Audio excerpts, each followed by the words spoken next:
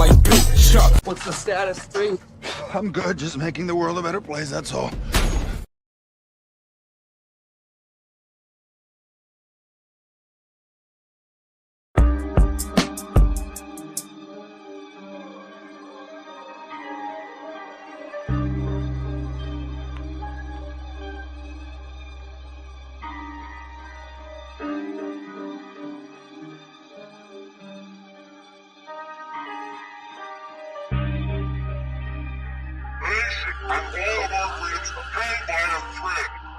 My mother always raised me to operate on respect. I learned to stay calm, people's ignorance I deflect.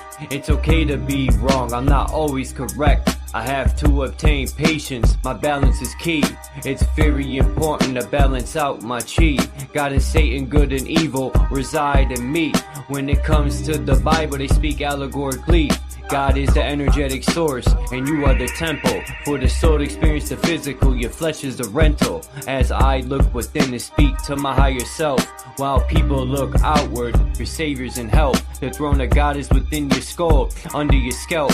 The pineal gland is a crystallized beacon. Your voice ejects sound, your eyes project what you're seeking. Your spine emits electricity, same as a Tesla coil. We can use Earth's energy instead we kill over oil. All those foreign entities that occupying our soil. The Committee of 300 to stabilize our country, keeping us in debt, slaving for valueless money. It's called freedom, cause if you think you're free, you a dummy.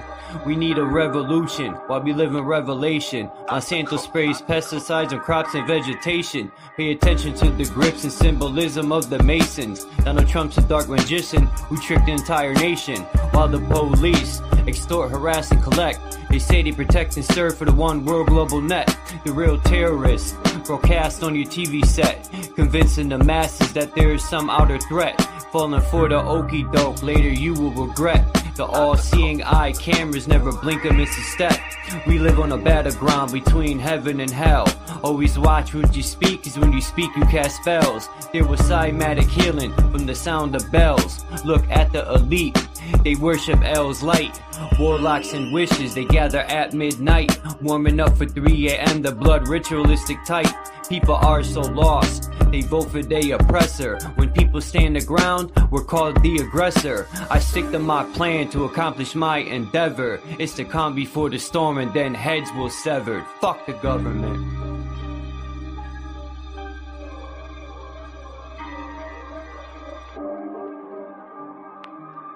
I'm the cook. I'm the cook.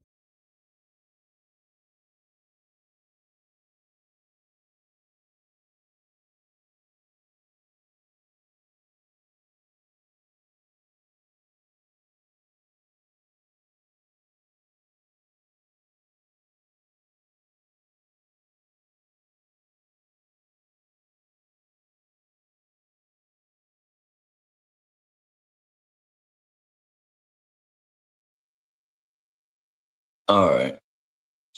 What's good, Tommy? Chillster Deluxe. I was reading what you said, Chillster Deluxe. Yeah, I know it don't sound perfect. I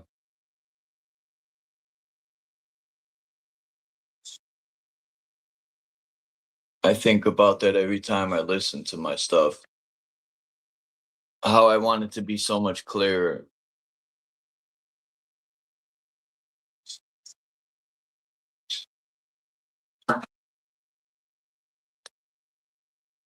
So I've been hearing about the scumbag Trump allegedly. I wonder if Iran, you know how he says he puts on the table for Iran? I was thinking, what if Iran forced him to sign a peace treaty? You know how the United States always makes it look like they won the wars? They told Germany, shh, let's make it look like we won, you know? Um, I could imagine with Trump's ego. Because why would Iran fold? They were fucking the US up.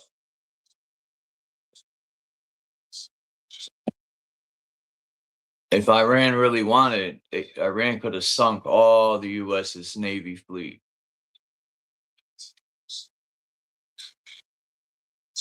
Even this one of the guys in the military came out and said that Iran showed them that their Navy fleet is outdated and it's not prepared for the new weaponry that's coming out. So where's all this money going that the US is putting into the military then?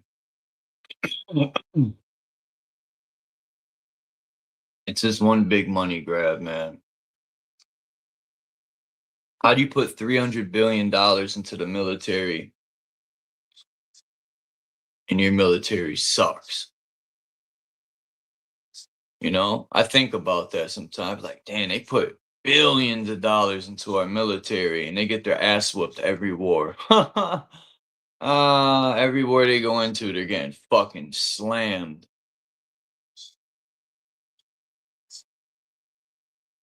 War is stupid.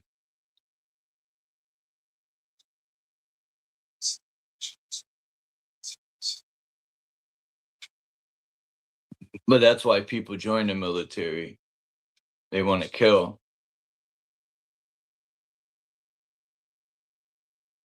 Why else would you join? To fix tanks?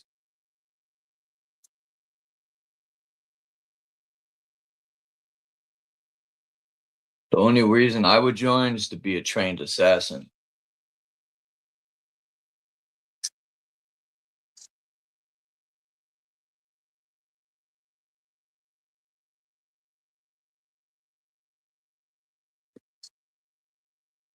I want to look into this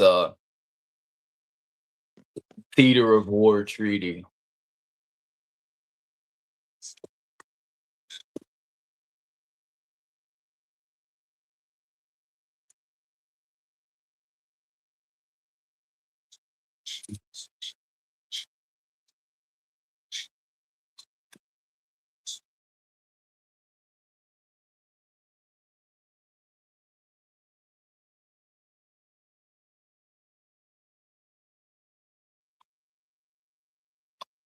It's good, Renegade.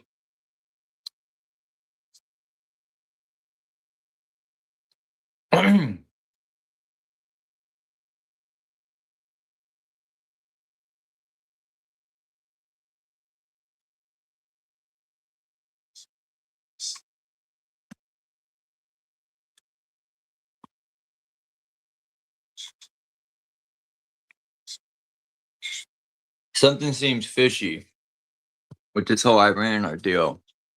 It seems like Iran and Trump are working together.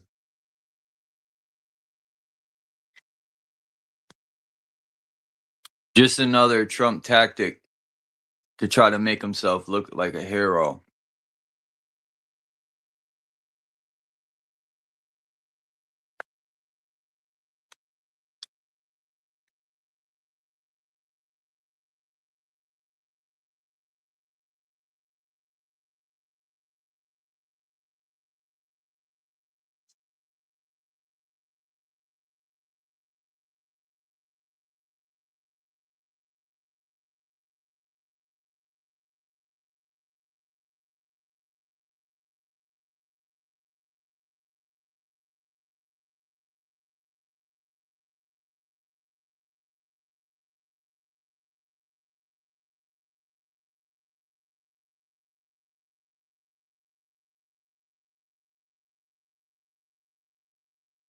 Damn, Renegade. You got me going over there. I'm thinking it's a new channel. It's your channel. I went over there to sub. It's your fucking channel. I'm already sub to. What's up, Candy? I'm trying to look for this so-called treaty. You know the US don't. The US, their word means nothing in the US. The US government. How many treaties the US done broke? Yo, their word is trash. Oh, hold on. I'll drop the link. The US never keeps their word, yo. No? I fucking hate the government. Put me on that list. I wonder if I'm on the White House list. I fucking wipe my ass with that list. Fuck Trump and his list. Trump just want to add people to a list because he's mad he's on a list. A chomo list. Him and his fucking child molesting buddies.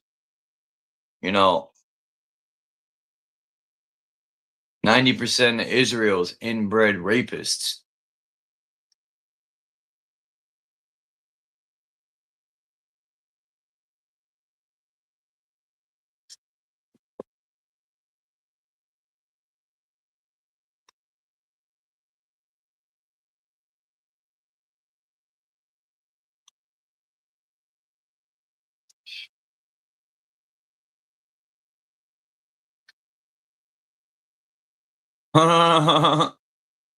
Yeah. Yeah, that's what I heard too, Mark. You just got to vote the right person in, man. It's a gamble. What's up, Renegade? Yeah. Yes, my mic on? Cool, can you hear me? Cool. Yeah, what's good? Chat and Chuck, man, peace. No, you shouldn't see my day today. Whoa. It's been raining heavy couple of days now. We got hammered last night with rain. Ooh, it's been like bombarding, man. It's like unnatural, massive rain over here now. Have you seen my last tune on the YouTube? Because I'm shadow banned, and I would like to give a question to all the people in the chat. If you go in and follow my channel, I promise you I follow your channel. Is that a deal? I try to do the same myself. Yeah, it's the thing. If you follow my channel, I follow your channel. I'm doing some weird stuff on my channel, man. I know you sub, but I put up some new stuff, and you didn't react on it. You always do it. So that's the point that I'm shadow banned, man. It's like they don't like me because I don't like COVID. Yeah. I don't like small hats. I would like to have a big hat instead. A big Rasta hat. Yeah, Rastafari. Small hats, man, are ruining the world. Boom. Them talking about these white hats. White Zionist hats. Jews. Yeah. Fucking small hats everywhere. What did they call me? They call me anti-what? What is it called? Anti-Semitic? It's anti-Semitic. They say, oh, you guys are anti-Semitic, this and that. But they call us goyim all day long and poison our food, but we're the problem. People are psychotic, man. Yeah, man, they are. Goyams, that is like pissing in your face, telling anyone is a goyim. I'd rather be a goyim than a fucking coward. Yeah, man. They're cowards. Definitely. Yeah.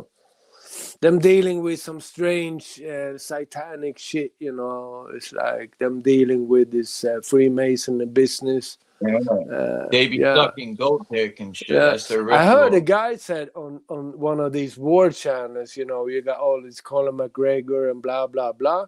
And it's one guy popping up and saying that you got the opposite thing. It's the United States that rules over Israel. No way. Israel, yeah, but check it. Check this theory. Imagine if it's vice versa. They are using these guys to have them to go out in the yard and do the dumb stuff, but the orders comes actually from the States. You think so? Yeah, I think USA has fully control over Israel, and Israel is doing everything they say, and then you can blame it on Israel. Well, Yeah, man, check that.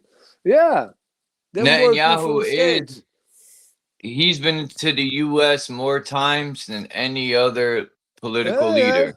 Yeah, I know. And what happened after the Second World War?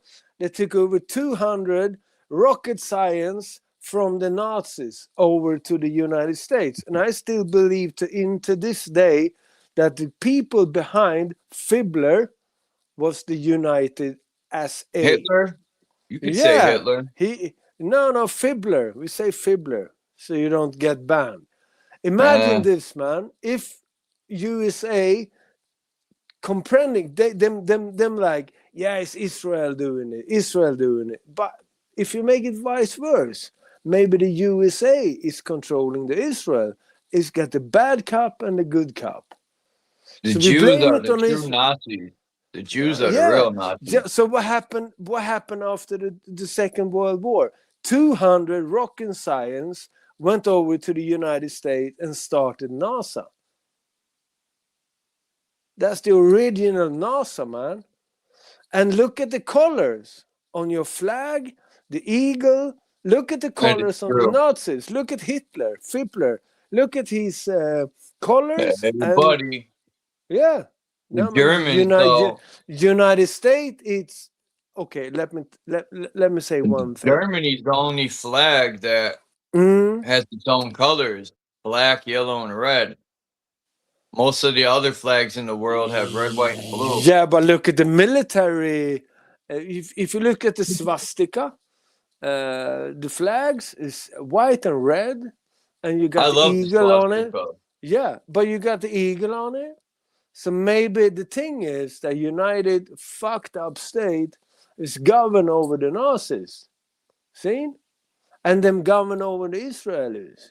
So the big problem is actually US fucked up state. And then pretending to be otherwise, other people are creating the problem. But seriously,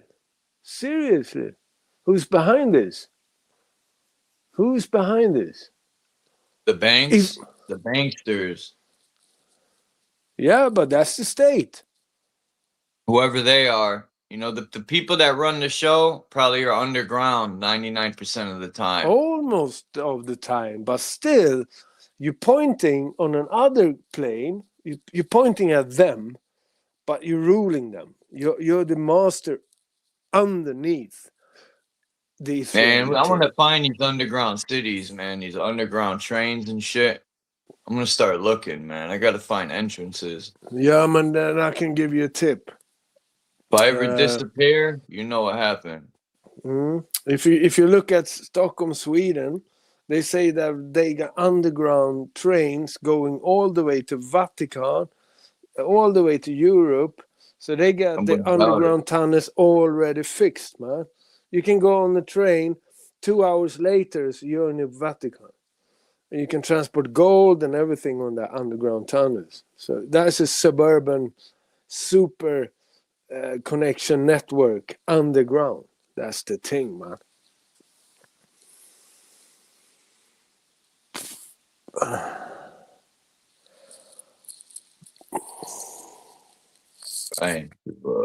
I did send you some message on Telegram, but you're not seeing it because I see you post it to me sometimes.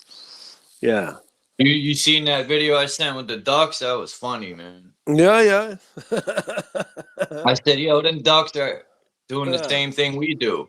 And what made it more awesome is the ducks ran back up to do it again and again and again. Yeah.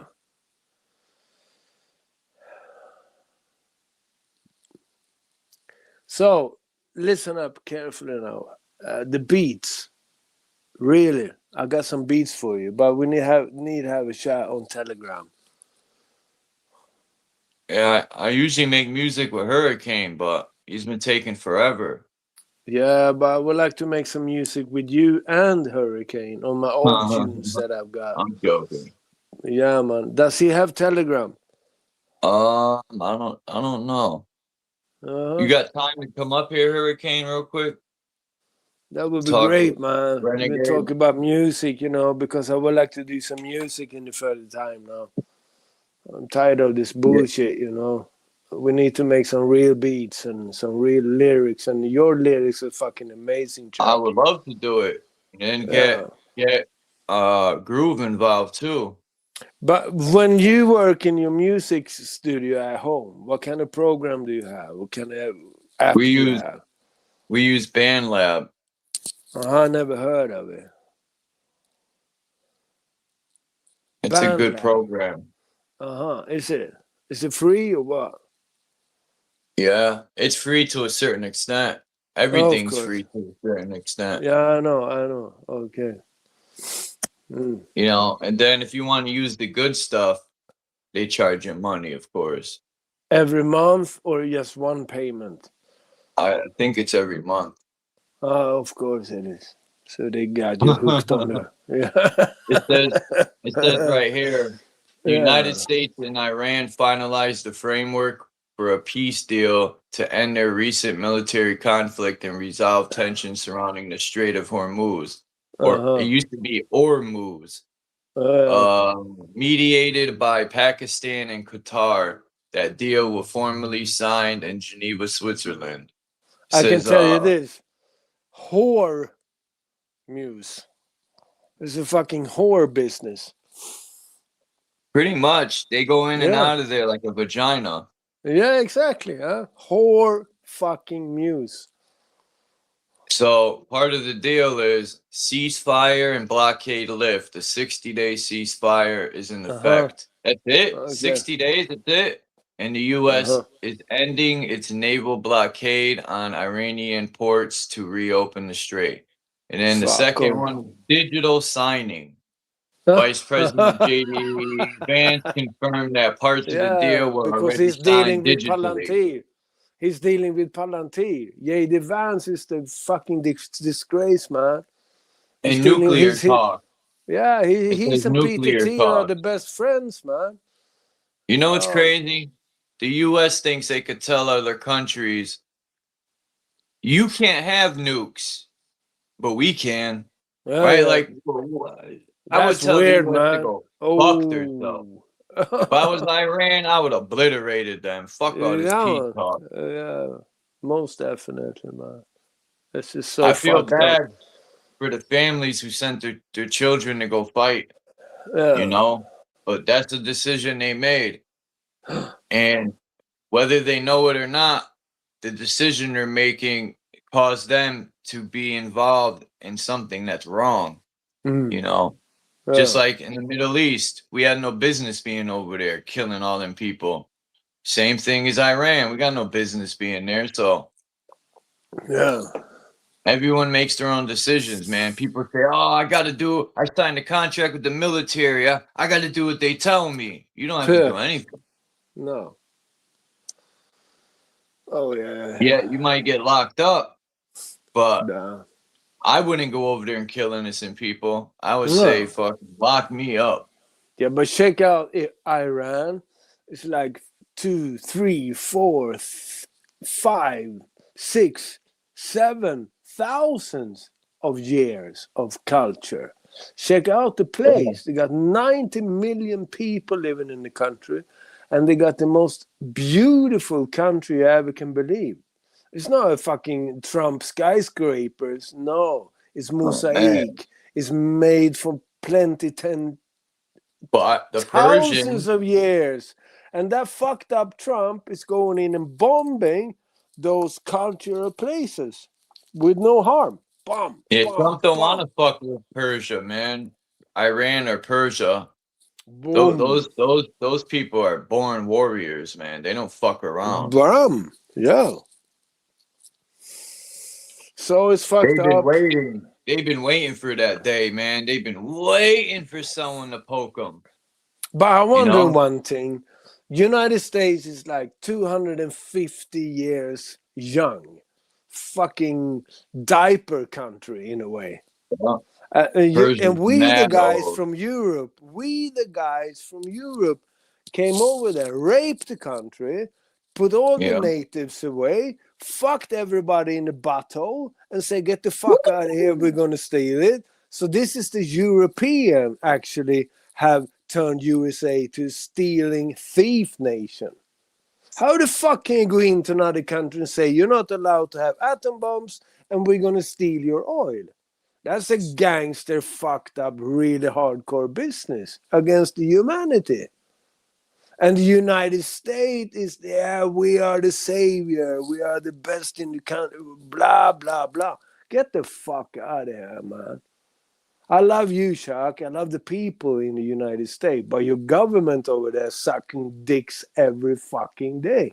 What the fuck is going on? Huh? I'm same boat. I hate them. It's a fucking insane, man. Them still in Sweden, you know, we got 17 bases under this DCA agreement, and we bought into NATO. So now we are offending the Russia. Sweden is now in war with Russia. See what I mean? We're provoking them. You know, say, yeah, fuck Russia, blah, blah, blah, blah. Sweden has been independent for 200 years, and the last year we did an agreement with NATO and the DCA agreement. So USA now have 17 bases in this small country, and we are friends with NATO. And Putin is like, what the fuck is going on in Sweden? We got Wallenberg producing JAS Gripen and other bombs. They're one of the biggest bomb makers in the world. And the Swedish people is like, oh, we don't like Putin. But wait in a couple of weeks when he's like, prop. What the fuck is going on? We got some serious problems, man, going on.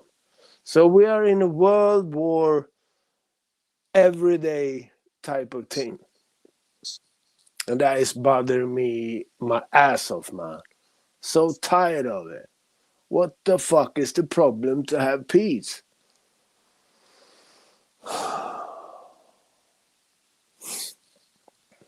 I can tell you one thing. You have ATM, Chuck, doesn't you? If you go to a place and you're going to pick out your money. Okay. Yeah. You go to an ATM box. Do you know what happened in Sweden now for 3 weeks back in time? No money? No, if I go to an ATM bank and putting out my money from my account, if I take like $30 out, it's gonna cost me $1 to get them out from the bank. What the fuck? Yeah. So if I take the bank, the banks never get enough. Yeah, man. if I take $100 in cash from the ATM box, they're gonna charge me 20 Swedish crown to bring out the money from never the box. enough, man. Banks. That's are greedy new. as fuck, That's bro. new, man. It's 2 weeks old. 2 weeks back in the time. Fucking banks. If I go to an ATM box, bringing out, let's say, $100, I have to pay like $20 to get those $100 out of that place. And they're taking it from my bank account directly. I've already tried it. That's a new thing. You have to pay to get your money out of the ATM system. Do you have that in the United States yet? Yeah, if you Uh-huh. like, I got my Bank of America. If I use the ATM from another bank, they're gonna ding me in the head and charge me $4. Boom. If So this is the thing. They don't want us to have paper money because that is not non-controllable thing. They only want us to make digital deals because in that case they can see every transition they want to see. You bought a thing for 100. You bought what a if thing we like break that. all the phones and we stop using the technology? Then Yeah. what? Yeah. But still, they gonna have to say that you have to do this because you don't have a phone. I got a friend of mine. He's been hanging around with me this summer. His phone is too old to have digital ID on it. We have a bank ID in Sweden. So they say to him, no, your phone is too old. You need OS 16 on your phone, but we can't upgrade your phone because it's too old. And this guy doesn't have any work, nothing. So the thing is, he has to buy a new fucking phone. He has to get hold of his new bank ID. It's crazy. Yo, so we're fucked. We are fucked. If we don't have to be fucked, if we fucking stand up. $31 on that card. Yes, I do. You know how I live, man. I make my own potato and I make my shit at home. I go fishing and I do everything as much as I can to not contribute to this digital system as possible.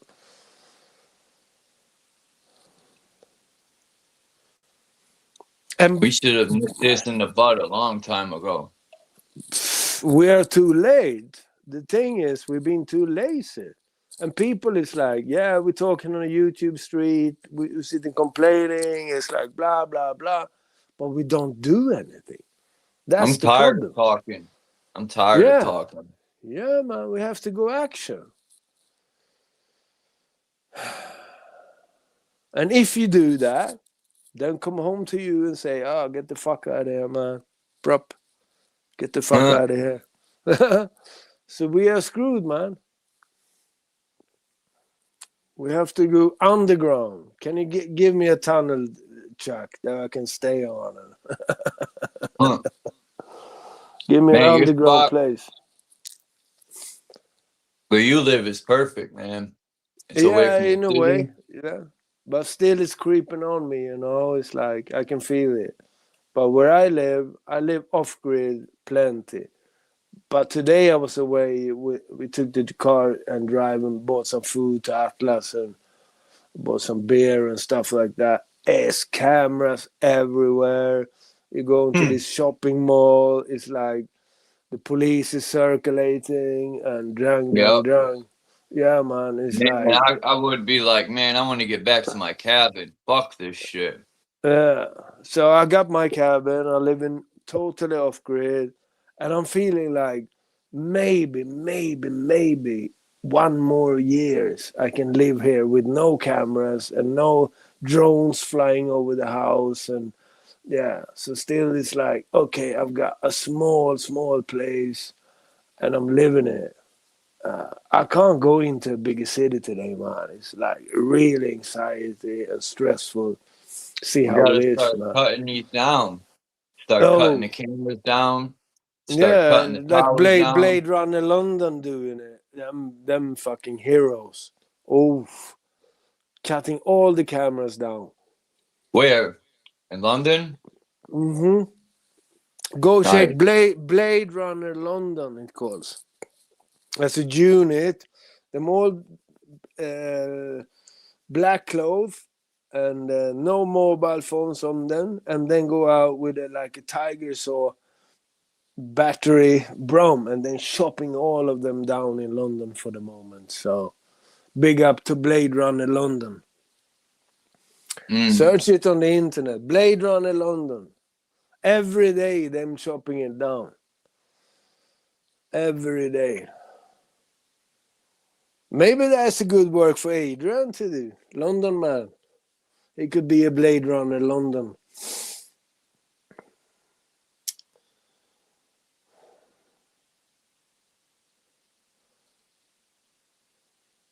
There's fucking cameras everywhere, man.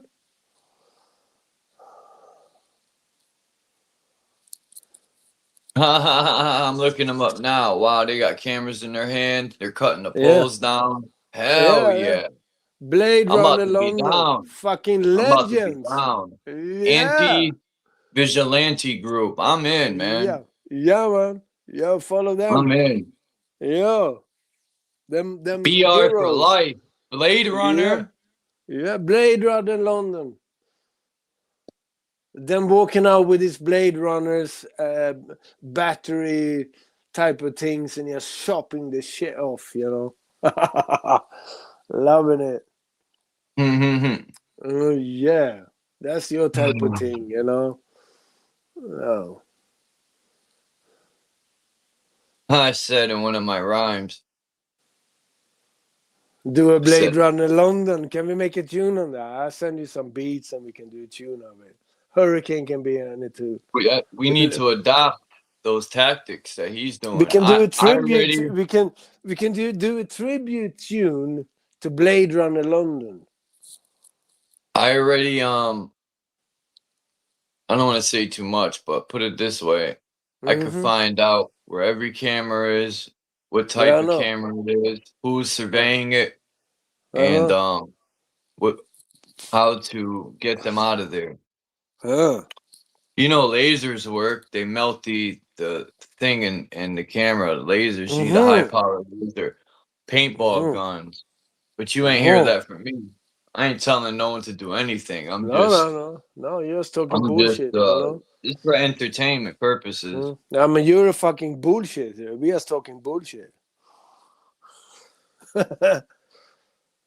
Yeah, we're talking about we're gonna make a movie after this guy, Blade Yeah. Runner. So we're talking about the script. You can have Blade Runner Connecticut. Start that organization. We need Blade Runner worldwide. That's what we need. Yeah, Blade Runner all over the place. Oh, that's the thing. I'm down, man. I'd rather do it by myself anyway, so I don't have no one catching me up. I like to do things alone anyway when it comes down to shit like that. Yeah, paintball is not good. They can watch it up the day after, but you better No, chop you those need, fucking. no, you chop need them what off. you need. But listen, you paintball it to blind it. That's the reason you're doing it, not for a permanent. It's just for to blind it for that moment. That's all. Yeah. But it's better to do a Blade Runner shop down. Yeah, but you still want to. The next week blind. they're gonna be and fix the fucking camera, and you're there the day after and chop it off again. But listen, you want to blind the camera so when you're running up, it doesn't upload or study who you are. You know what I mean? Just because you're covered up. But they thought you before you even put the on it, so they got you on the camera before you even shooting, man. That's the problem. Depends. It depends if you can get it from far away. But like what they've done here, a lot of the things are high up, man. Like high up on the pole. Yeah, but then you can chop the poles. pole in the bottom. Because the street lights are hooked up to these poles too. Yeah. So that's where the problem. But there's always a loophole. It is.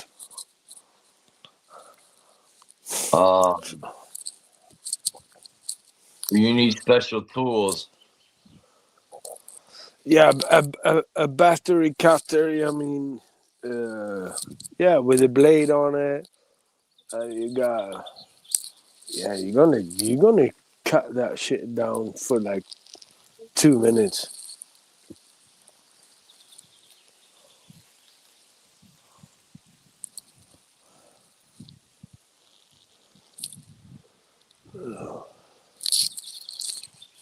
I swear, every time I go live, man, there's loud ass cars that pass by every fucking time.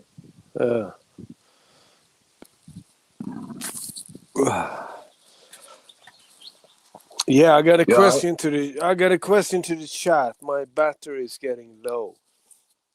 I would like to see how many in the chat come and follow my channel today.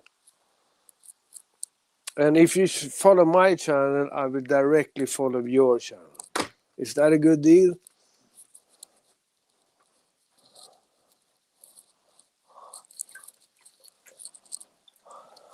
Chuck is quiet. Who the fuck would like to follow Renegade 1?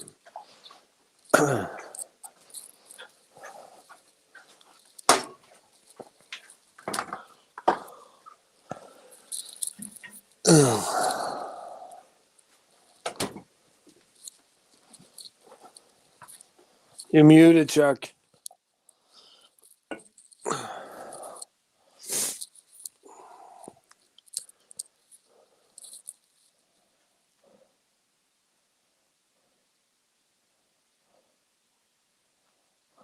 I don't know why it muted me.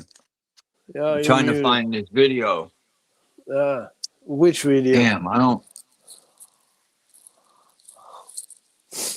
know if I saved it. I had this video where this guy was in the ocean, and I forgot what kind of speaker it was, but he said it was in the ocean for 3 months. It had fucking seashells hooked up to it and everything. They pulled it out the water, and what do you know? It worked. Oh, Whatever brand that was is a keeper. yeah.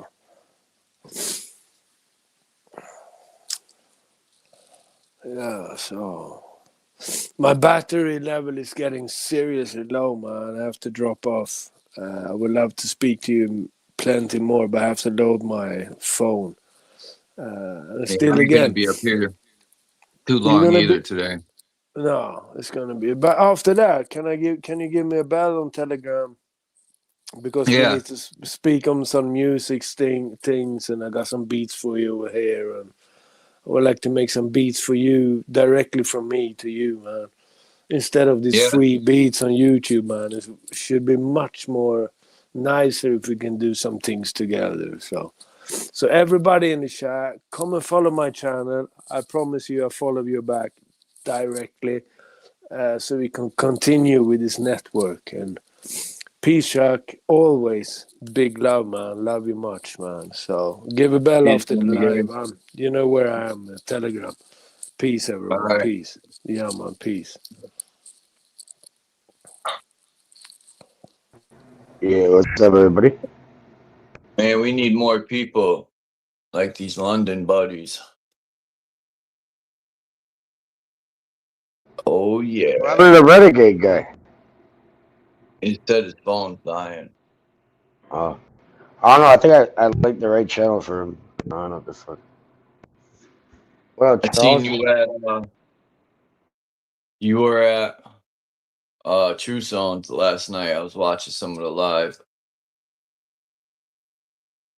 Was it Yeah, I last pop night? in. I don't know. But yeah, sometimes I pop in. Sometimes I sometimes. It was a pretty good live. Yeah, I don't know. Fucking people get a little weird and shit. But yeah. So this is a protest. It says London Blade Runners are secretive anti-vigilante groups named after the dystopian film who orchestrated a concerted campaign to sabotage, damage, and destroy thousands of transport for London ultra low emission zone cameras across the city. Same thing that they have here in the US. The Flock and Axis communication system they're putting up. Same thing in London. But these guys are cutting them down, the license plate readers and the salute to them, man. Because the government don't even ask. You know, it's supposed to be the people's country, us as the people, not the fake people they talk about, not them. I'm talking about us. And yet they do what they want. You know, that's why you can never give the government not even a centimeter, not even nothing. Fuck their cameras. What are they going to do if we start taking them down? What are they going to do? They come into your city to put them back up, smack them in the head with a bottle. Take that shit back to the 90s. There's people over here with the fucking speed track cameras and shit, and they keep cutting them down, and the guy gave up because people just keep cutting them down. Traffic, the color of law, in my opinion, is all They gave up. I mean, they villain. gave up. They're like, fucking, why are we gonna keep putting these things up when they keep cutting them down, right? It's like they got sick of it. I mean, these their whole plan is to get rid of the Constitution here in the U.S. I don't know what Canada has, but they want to get rid of that too. They want to get rid of every Because they have the country's, charter. They have the Charter of Rights and Freedoms. They have yeah. the charter. They want to get rid of that, and they want to get rid of the Constitution. I don't know what other countries have. But they Kind of want to like get it's kind of rid like the same thing, but yeah. it's kind of the same thing. So we don't have the right to bear arms. I swear to fuck, if I'm not even joking, Charles. Like, bro, Who are if they got rid of what is it, the Second Amendment or whatever the fuck, your right to bear arms. If they fully got rid of that shit in the United States, I swear to on everything, like If they got rid of it, more people. oh, we'd would be bear arms. fucked. We'd be fucked. People, As I a think society, we got. as a Yo, world, we'd be personally, fucked. I think we could take the military out. Mm-hmm. Well, yeah, because As long as they don't fly planes, we're good. Look, if people in the mountains with flip-floppers and fucking shiggity bops beat the Shiggity U.S. bop. military, fuck is a shiggity bop. I don't know. I made it up. Yeah, gotta be careful with them. Yeah, I'm gonna try to fuck with people with shiggity bops today. I don't want to deal with that. Fuck that. Sometimes Renegade's videos are in I forgot what language they speak over there. Well, Renegade, I didn't put the right link for your channel. Huh? Well, he dropped his thing. I don't know. I thought I put the right link. I just searched up. I don't fucking No, know. you put the right one. And yeah, Renegade dropped his again.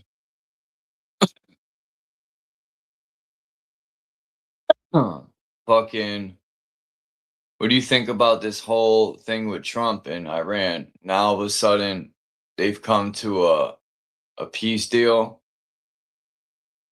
I think this whole thing was part of Trump's plan. So then Or you they could look put like in Iran, or they like a start hero. killing random people now finally, or we had the Israelis blowing shit up. What's going on now? I don't know. I didn't keep up with it. Maybe they came up with this ceasefire and this because Iran, I heard, was annihilating Israel. I don't know how true it is. People weren't prepared for the can of ass whooping Iran was handing out. They were sleeping on Iran. You know, Iran, Real this shit. guy said Iran has hundreds and hundreds of underground bunkers packed with weaponry. I mean, not even them bunker bombs could reach them. So these people have been preparing for a very long time. And Iran, I guarantee you, Iran could have wiped out the U.S. Navy if it wanted to. All them old ass ships. I think the U.S.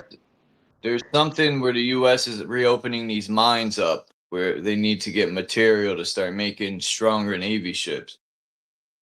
Forgot what the name of the material is, but they're reopening mines out west.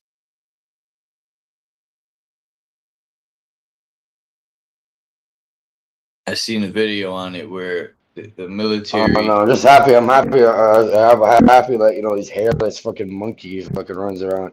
They run around with machine guns. Like, hopefully, thank God, no one's like shooting real bombs off on them, on each other.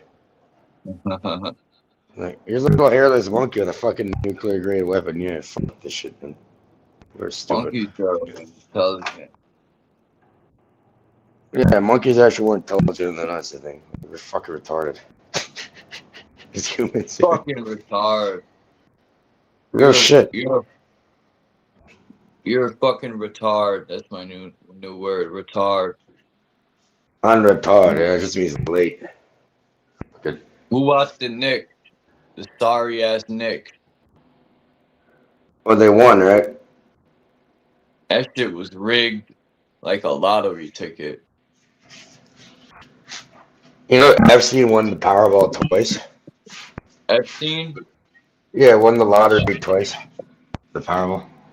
Epstein's a scumbag. What happened, Light and Dawn? Morning.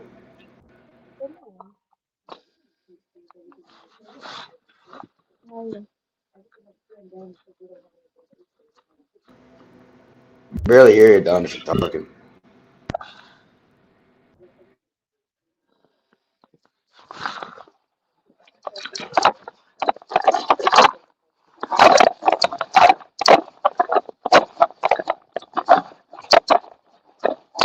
Jesus Christ.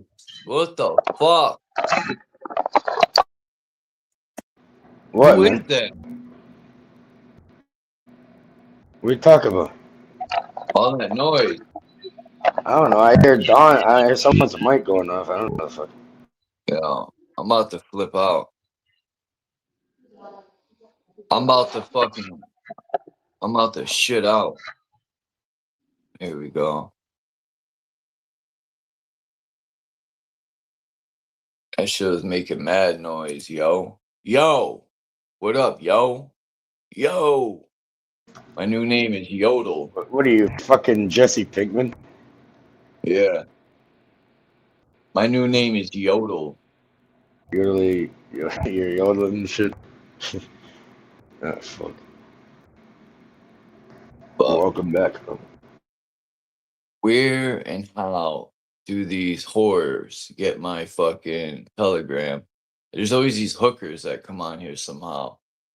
And they say, hello, how are you doing? I'm like, what the hell? How do they find my address? I don't fucking know. I don't put it public. So I don't understand how they're finding it. What are they? They're the fucking like Jehovah's Witnesses. They have hookers showing up and said they're Jehovah's. Maybe. Knocking.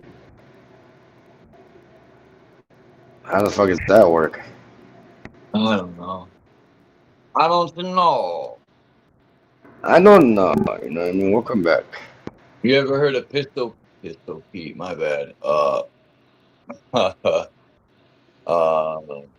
Palm Beach Pete, yo. Wait till I show you these pictures of Palm Beach Pete. He looked so much like Beach run like Florida or something. I call it Epstein Frankenstein.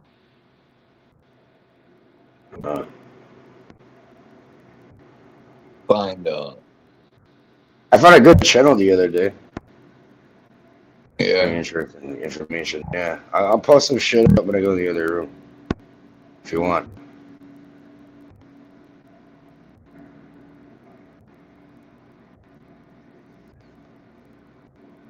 Do. Remember Hidden America? Remember Hidden America? He's fucking doing well and shit. He goes on camera now and everything. Who? Hidden. Remember the Hidden American guy? Yeah. Hidden America. He dropped a video on Metal Gear Solid and shit. I watched that. Yeah, Metal Gear Solid. You know what's crazy? In one of my new rhymes, I used that Metal Gear Solid and SOCOM in one of my bars, and then 2 days later he comes out with that video. I thought that was pretty cool. I loved Metal Gear Solid. As a matter of fact, I got Metal Gear Solid in That's my the only cabinet. game. That's the only game I ever really played. Or was the online version of it? When I was young, I used to be fucking real into that shit. And there's another one. Oh, go ahead, my bad. There's Metal Gear Solid and there's another one where you go on missions. I think it was SOCOM. SOCOM, yeah, probably something like that. Or Medal of Honor. Medal of Honor, maybe you're talking about.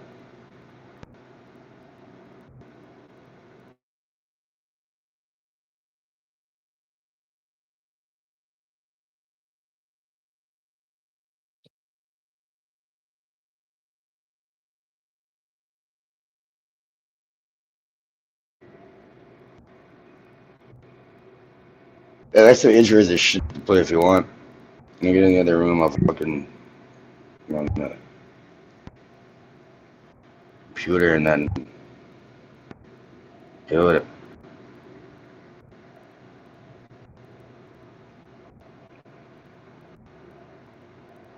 Do. Wait till you see this picture of Palm Beach Pete and Jeffrey Epstein. There's too many coincidences. Like, they both live in Palm Beach. They both got properties in New York. They both, like, it's insane, man.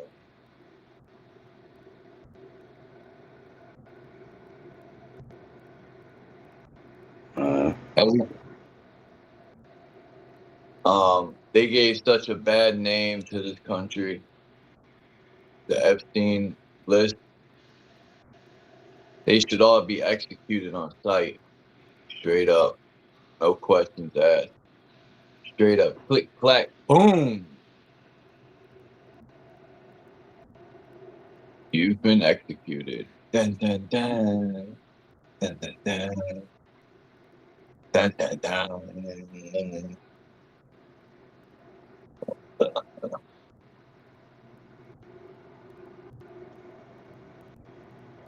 Fucking hate it, man.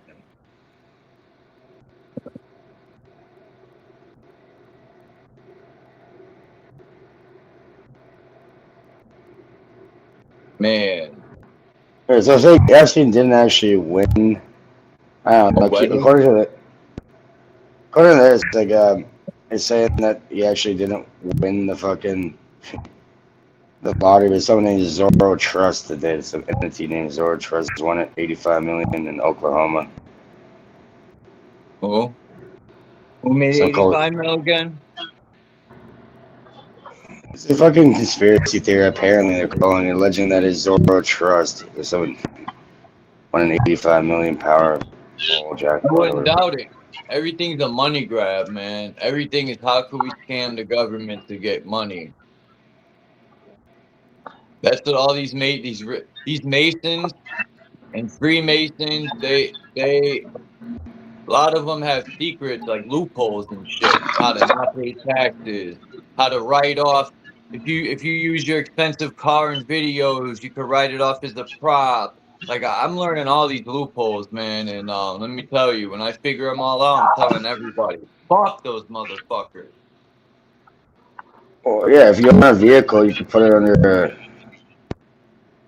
a business vehicle, whatever. You can write off a lot of the taxes for a business. They're not gonna like me. Mic check, bro. I'm actively trying to get fired right now. Really.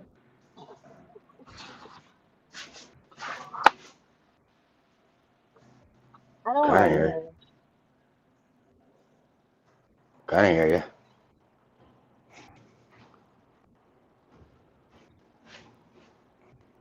I went in and got out my car. What?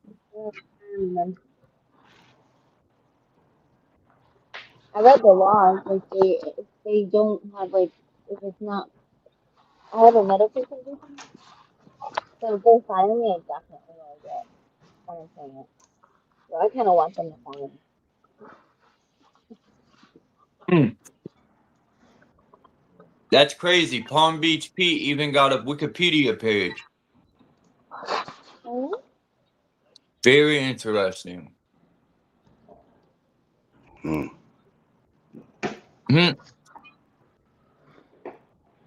It says he's been referred to as Epstein's doppelganger.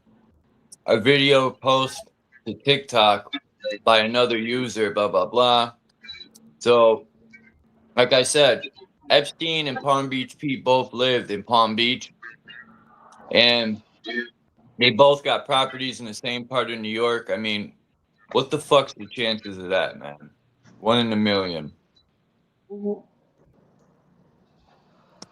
Mm-hmm. Welcome back. Yeah.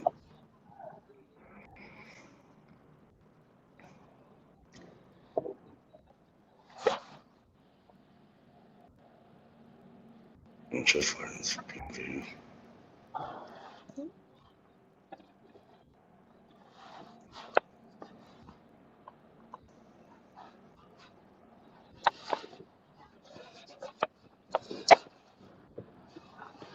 All right, I got 2 things to show everyone. You know what I'm saying? Why not? I got a booger here, a booger there. All right. So this is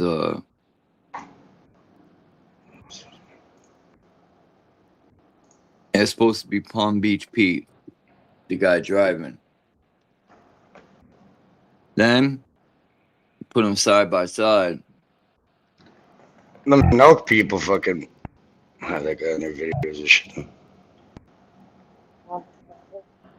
they turned it. Well, oh, it turned a little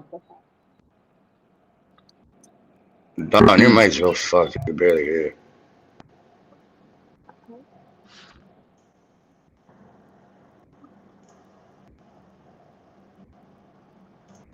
I don't know what you guys think.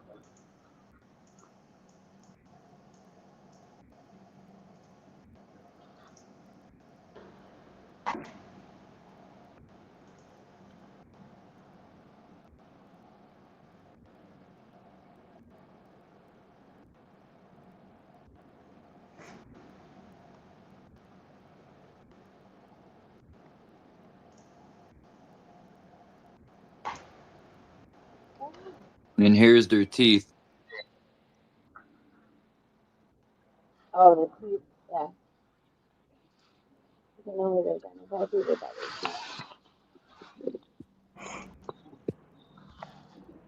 that. Interesting.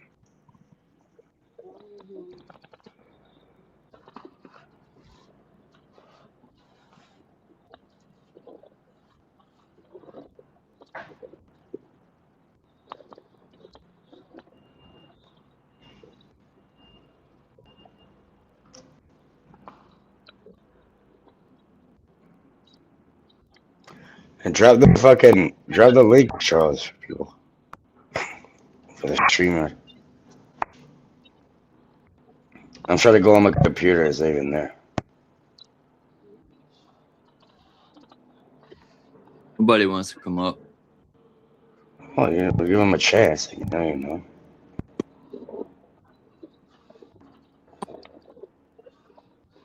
I won't be up here too much longer. Not today. I always go late. I mean, I'm always doing these fucking 5-6 hour lives. No way, not today. How long have you been on here, you know? Not long. An hour, a little over an hour. I'll drop the goddamn link.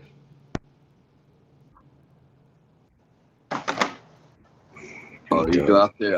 I was just about to drop. That's cool. I forgot who said they were gonna come up here and I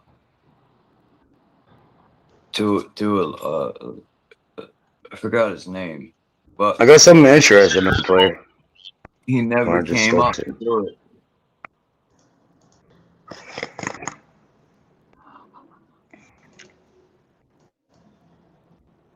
That's my computer in the back. I'm gonna put up the screenshot. Huh?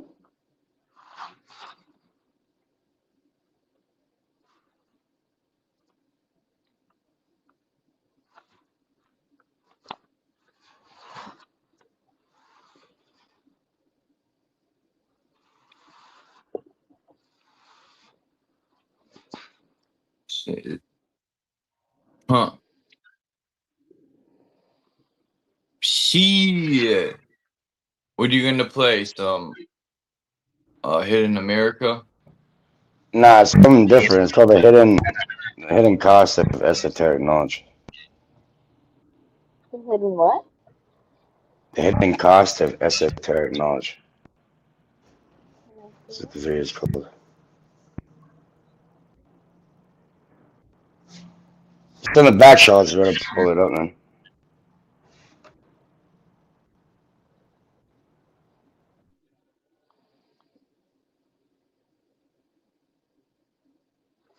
Oh, yes. I know. There's something nobody really talks about when it comes to waking up. People online will tell you about manifestation, higher consciousness, the occult, secret knowledge, hidden history, all of that sort of stuff. They make it sound like once you see the truth, everything becomes magically clearer and easier and somehow lighter. Here's the problem. Nobody tells you what happens when you see too much too fast, with no one around to help you hold it. I mean, it's not exactly like there's a guide to any of this or some sort of helpline. Yeah, it's Akaro just phoning up. What's going on? Well, funny you ask. I've realized the world is fake and I'm fake because I don't have a clue who I really am underneath this mask the fake world forced me to wear. Hello? Still there? Nobody talks about the stage where awakening doesn't feel like liberation. Rather, it feels like poison. And this is far more common than people think. See, when everything is new That's and you're so viewing true, the world with a man. new set of I feel eyes, like I've been you can't poisoned. tell what's true from what's fiction. What happened, Charles? I was saying what he said when, it doesn't feel liberating. I feel like I've been poisoned for years, or I just feel, I don't know, opening your eyes to all this shit isn't liberating. It's actually, in the beginning, it was heavily depressing, realizing everything. It was like, man, Yeah. but anyway. Real shit, man. Yeah, like let me let me know. And when I talk about it, we'll just pause it and we'll talk about this video.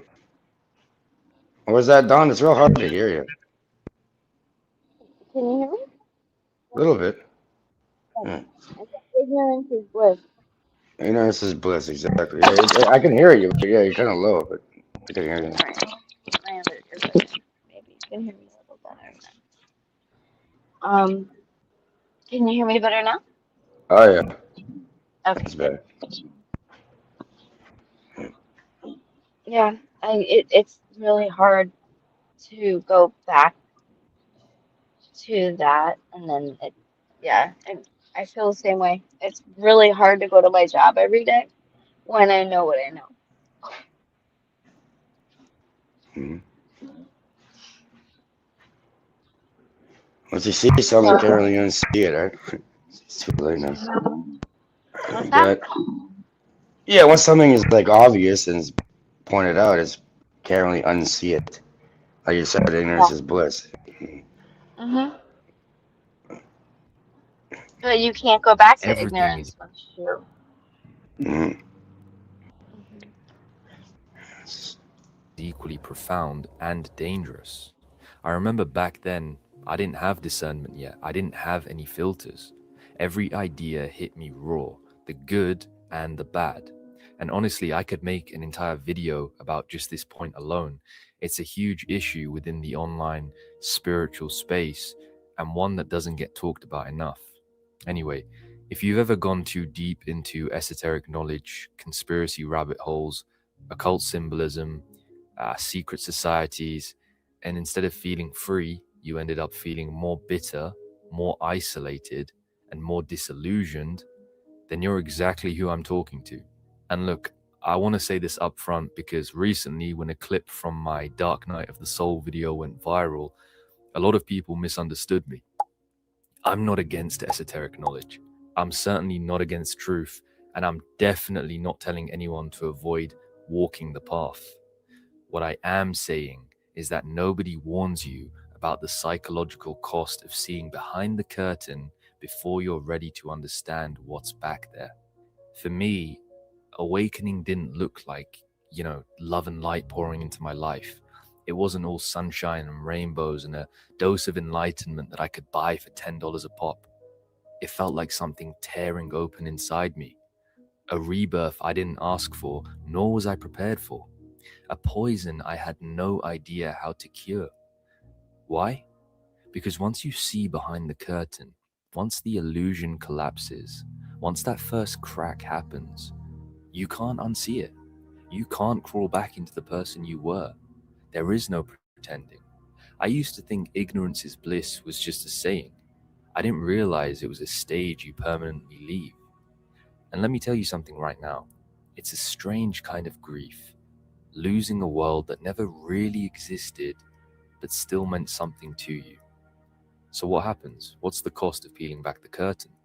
Well, you pay for this new vision with the world you used to live in. And that's a scary time of your life. For me, it started harmlessly enough. I was studying natural law, alchemy, hidden history, occult symbolism, various mystery traditions, which I may or may not get into during this video. Let's just say stuff you know to keep quiet about when you're around normal people. Also, if we're being honest, and there'll be a lot of that during this video, if you're new here, I don't mince my words, there is a rush to it. That feeling of discovering the real script behind the world, the truth that no one else seems to know. However, underneath that rush, something darker was forming, something I didn't recognize at the time. That's what this video is about. It isn't the romance of awakening, but the part no one prepares you for. So if you're in that stage, halfway between awakening and collapse, you're in the right place. Trust me, I've been there. You're not crazy, and you're definitely not alone. At first, to put it plainly, it began with curiosity. I was very curious about how things actually worked. I just wanted to understand, and I wanted to acquire that understanding by any means necessary. When I say I was hungry for knowledge, I was hungry for knowledge. The unknown is very seductive in that sense. Once a seed of intrigue takes hold of you, it's almost impossible to escape it. I had questions that kept me up at night and a burning desire to have them answered. Why does the world feel the way it does? What is the real truth? Why do people behave the way they do? Why does so much of life feel off? So I started reading, I started watching, I started listening. More late nights spent studying various forms of esoteric knowledge than I can recall. If it were a university degree, I'd have a doctorate. Endless rabbit holes, one idea leading to another, seeing how a lot of this is linked, but never quite finding explicit answers, only more questions which lead to more rabbit holes and then more ideas. You get the gist.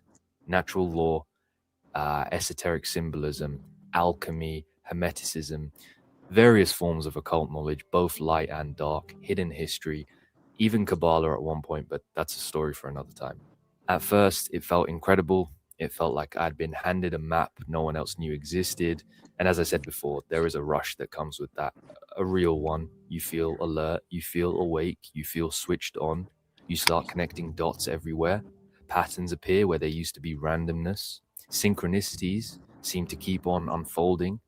And if I'm being completely honest, there's a subtle sense of being chosen that creeps in, not in an arrogant way at first, but more like, why am I seeing this and nobody else is?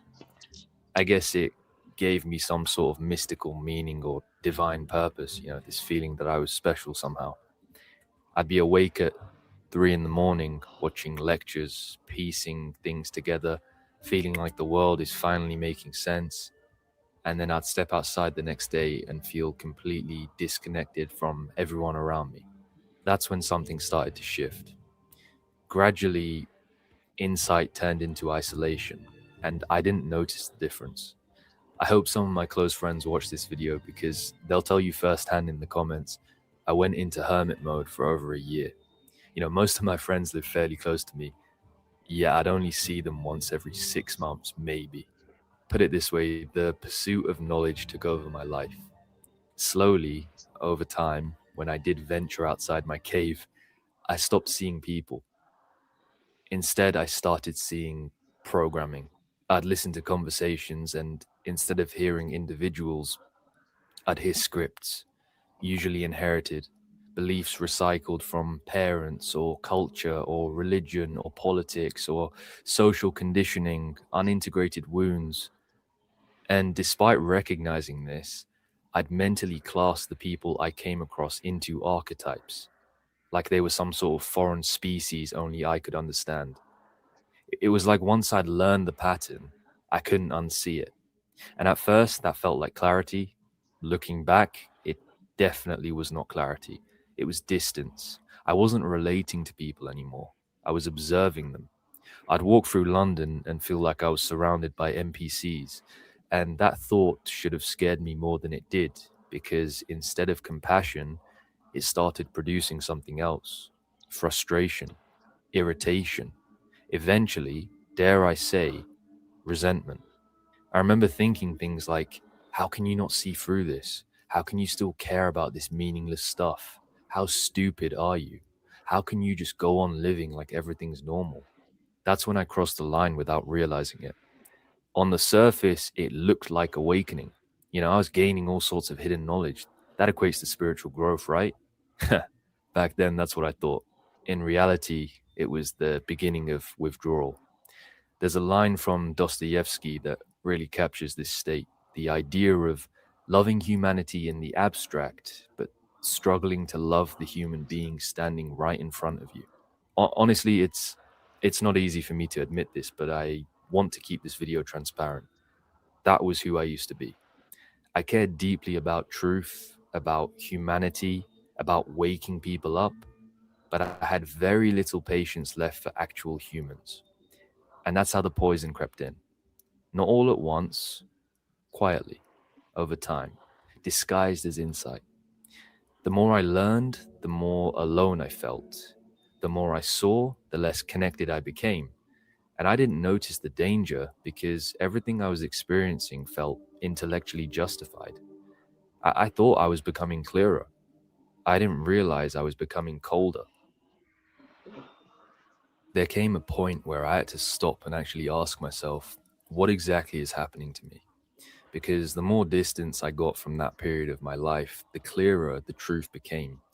It wasn't the knowledge itself that poisoned me. It was the state I was in when I received it. Let me explain. Knowledge is neutral. Okay, by itself, it holds no power.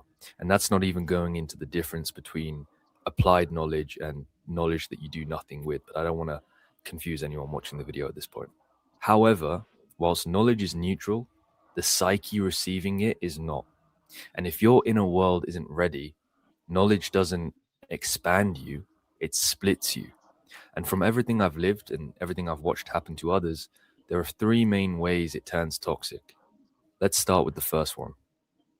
At this point, I didn't realize it, but I wasn't becoming enlightened. I was becoming inflated. Once you start seeing programming, it's very easy to start despising the programmed. And the irony here is insane. You think you're becoming free, but your heart is shrinking. You start loving truth, the idea of truth, more than people. This is where Nietzsche's abyss begins to whisper for the first time. Not the full descent, just a whisper. Be careful. If you stare too long at the abyss starts staring back. Most people misinterpret that quote as, don't think too deeply. That's not what he meant. What he meant was when you stare at the shadows of the world without enough inner light, the shadows reshape you in their image. And this is the thing that no one tells you when you first begin walking this path. Light and shadow aren't opposites in the way people imagine. They exist inside each other. Hermeticists call it the law of polarity. Taoists express it through yin and yang. Every light carries a seed of darkness, and every darkness carries a seed of light. So when your inner light isn't strong enough, the polarity kind of reverses. Instead of you transforming the shadow transforms you. You start believing that because people are unconscious, you must rise above them, you must separate, you must be different. Before you know it, truth turns into elitism.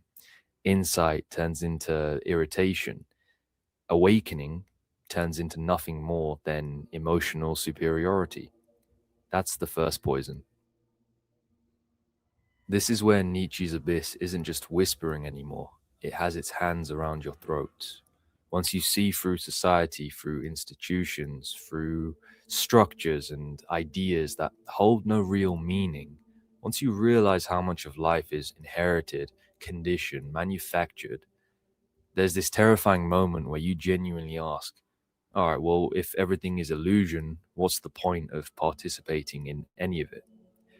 This is the deeper meaning of Nietzsche's warning. The abyss isn't the world. The abyss is the collapse of meaning inside your own psyche. It's the moment where every structure falls apart and you're left floating in the void with no anchor. Here's the brutal truth. If your inner foundation isn't strong, you don't float, you drown. You think you've achieved some higher state of nothing matters, but really you've just lost the ability to care. This isn't awakening. It's nihilism disguised as spiritual growth. Once you learn about illusion, once you learn the world isn't what it seems, you're presented with two temptations, and both look spiritual on the surface. Temptation 1, hate the world. You see the systems, the corruption, the deception, and you harden. You take the red pill so aggressively that you sever the ability to love anything human. This is the Gnostic trap of demonizing the physical world, believing that everything material is beneath you. Temptation 2, escape the world. The opposite direction, you disappear into concepts, into symbolism, cosmology, non-duality, into mystical frameworks that pull you out of lived reality rather than into it. You convince yourself you're becoming beyond the world, but in reality, you're retreating from your own life. This is the Gnostic trap of fleeing the world. And both traps feel like awakening. They both feel justified. They both feel intelligent. They both feel like you've seen the truth. And they both feel like you've transcended the masses. But here's the deeper issue. Both traps remove you from the world you were meant to inhabit. Oh shit! Hit the wrong button. Thoughts on that though, so far? Wondering what happened. I'm like, the hell? Hmm. It was starting to get really good. I don't know. My bad. Your goddamn audience are a fucking bunch of clowns, but it's funny. Why? You're just trolling this shit. Whatever the fuck you're doing. The moon the moon, in my opinion, you can't land on the moon. That's just how I see it.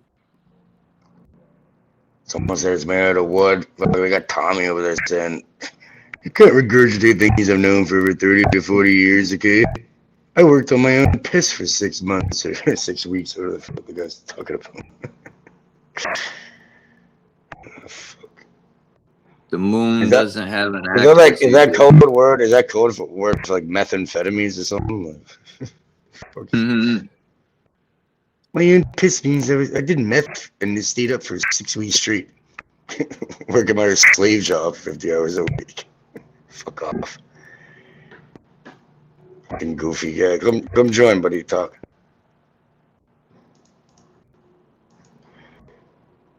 I'm fucking sick of these retards. But yeah, okay, we got yeah, let me go to the I don't know, I pressed the wrong fucking button. I was supposed to pause it, but it shut down the entire tab.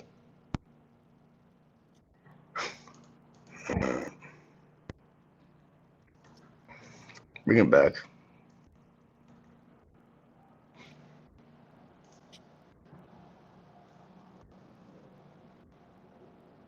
Yeah, the moon is whatever the fuck you want. Okay, I was there. Yeah, I was there.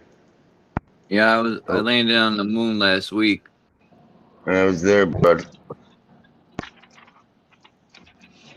Oh, fuck, I think I fell on this channel. I saw a guy. Went to the dark side of it and fucking found this bullshit. Yeah. Welcome back. Sorry, I keep getting kicked. Yeah, fucking. I've seen Don over there too. Where?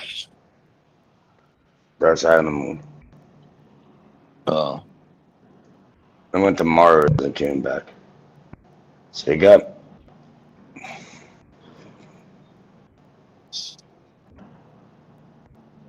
What happened to that video? Pulling it up. I hit the wrong button. I'm about to Hold on, fucking put the goddamn It's alright. can't What say time grammar. is it? I'm gonna jump off here soon anyway. Fuck it. I gotta 10:39. go to the store. I gotta go to the store soon. Which, yeah. I gotta catch up later on that America. I Yeah, in want to America. see the SOCOM video. Yeah, I mean SOCOM. Metal Gear Solid.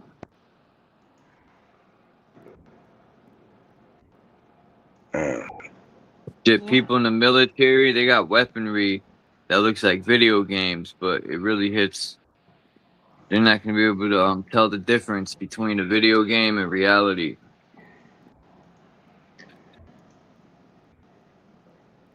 Oh shit. Alright. Let's me in the background again. My bad. The goddamn wrong fucking tab. There, the video's back. Yeah. Run it up, Charles. Dead. This is disassociation disguised. Looking back, all three poison at the same root. Your mind wakes up faster, and your soul can hold it, for lack of a better word. Your intellect expands, but your heart collapses. Your awareness rises, but your embodiment shrinks. Your insight increases, but your capacity decreases. And that's the real danger of esoteric knowledge, when knowing becomes bigger than becoming. This is how knowledge becomes poison. In other words, it evolves faster than you do. At a certain point, I realized something important. What I experienced wasn't unique, and it wasn't random. Everyone who wakes up too fast goes through some version of this. And again, I want to stress, it's not because knowledge is dangerous. It's because you encounter it before you've built the inner structure to hold it. Every mystic, every philosopher, every ancient tradition knew this. They all described the same moment in different languages. A gap opens between what you can see and what you can live. Your awareness evolves, but your embodiment remains the same. And in that gap, things fall apart. This is the space between the two awakenings, the part where sight expands faster than strength, and you're left carrying truth your inner world hasn't grown into yet. Every spiritual tradition talks about this, but almost nobody recognizes it when they're in it. There are two awakenings. The first is the awakening of sight. This is when your perception opens. You see illusion, you see programming, corruption, unconsciousness. The veil lifts. The second is the awakening of strength. This is when your inner world finally grows strong enough to carry what you've seen. Every collapse, every dark night of the soul, every poison phase happens in the space between these two awakenings. When the mind is awake, but the heart is not yet built. When awareness is high, but capacity is low. It's the spiritual equivalent of trying to walk with legs that haven't grown yet. And I want to stress that this stage, it doesn't mean something's gone wrong. It just means something hasn't finished yet. You're mid-process. The sight has arrived before your strength has. This is why the oldest story humanity ever told wasn't about disobedience. It was about readiness. Adam and Eve didn't sin. They saw too much before they had the internal capacity to handle what they saw. The moment they ate from the tree of knowledge, two things happened. One, their awareness exploded outward, and two, their inner foundation stayed the same. That mismatch, that gap, is exile. Not exile from a specific location, exile from yourself. Exile is the psychological state where innocence collapses but wisdom hasn't formed, and meaning hasn't stabilized, yet perception is fully awake. Sound familiar? This is exactly what happens when you awaken too quickly. You see the world naked before you've built the strength to stand in that nakedness. Now, the myth isn't warning you against knowledge. It's warning you about digestive capacity, aka how much truth your psyche can metabolize at once. If you ingest truth faster than you can integrate it, it becomes a poison. And again, not because the truth is harmful, but because your inner world is overwhelmed. There's something people never talk about in the spiritual world. Awakening is not just psychological, plays a massive part, don't get me wrong, but it's also physiological. See, your mind can understand something instantly. Your body cannot. Your nervous system cannot. Your emotional maturity cannot.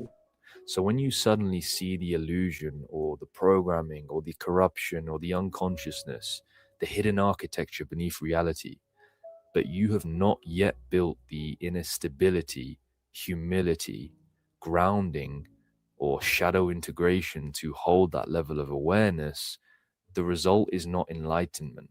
It's fragmentation, it's overload, disorientation.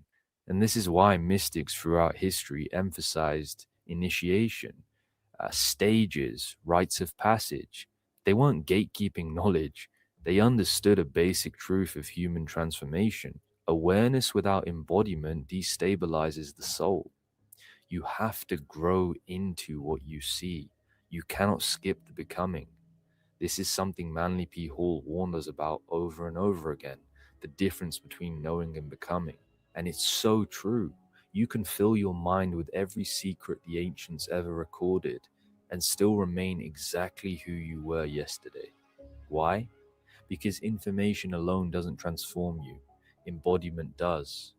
People forget this. I forgot this. Hall warned that the real danger of esoteric knowledge isn't the knowledge itself, it's when the intellect outruns the soul, when you accumulate truths faster than you can integrate them, when you awaken mentally but remain unchanged emotionally, when you understand more but can live none of it. And when that gap opens, the gap between what you know and what you can hold, truth becomes painful, contradictory, a weird kind of inner torture, a knowing that has nowhere to go. I lived that. My insight grew. My character hadn't caught up yet. And that gap almost broke me. This is exactly what Rudolf Steiner warned about from an entirely different direction. He said that higher knowledge does not make you better. It makes you more of what you already are.